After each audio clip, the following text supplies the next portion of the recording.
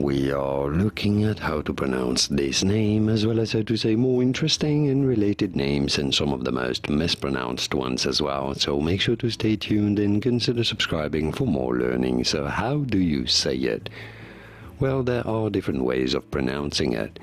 If you're talking about the city in Sweden, then you have to adopt a Swedish pronunciation, which will be different from the English pronunciation.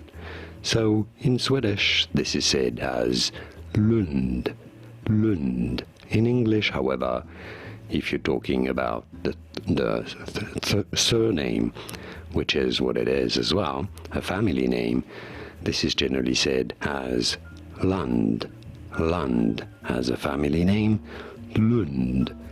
In Swedish, talking about the city in Sweden. And now you know it all. Did you get this? Was this any helpful? Let me know in the comments and by using the like button.